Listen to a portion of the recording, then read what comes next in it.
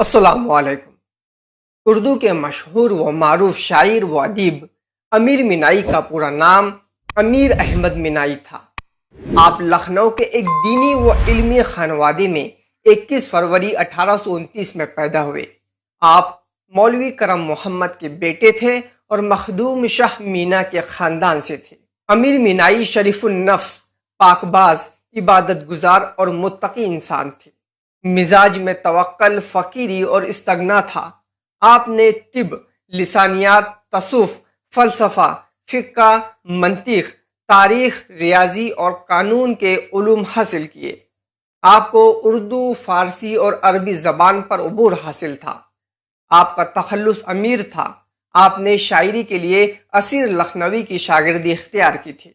अमीर अहमद मीनाई ने हम्द, नात, मसनवी, कसीदे और गज़ल में इजहार ख्याल किया, मगर आपकी ख़ास वजह शोहरत नातिया कलाम है।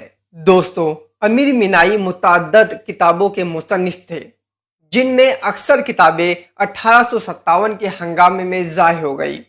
आपकी चंद मशहूर तसानीफ़ के नाम इंतखाब यादगार, सनम खानाए इश्क, अमीरुल लुगात, मिरातुल गैब और मीनाए सुखन वगैरह है। मोहतरम हजरात, अमीर अहमद मीनाई 1852 में नवाब वाजिद अली शाह के दरबार में रसाई हुई, लेकिन 1857 में हंगामा बरपा हो गया।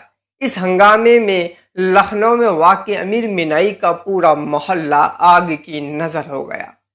इसमें उनका दीवान और दूसरी तसानीफ भी जल गई।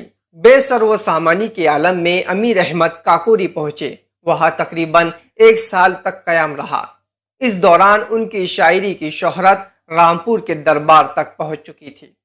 फिर अमीर ने रामपुर के लिए रखते सफ़र बांधा, जहाँ उनकी बड़ी कदरदानी हुई, और यही दौर अमीर की शायरी के उरूज का ज़माना रहा।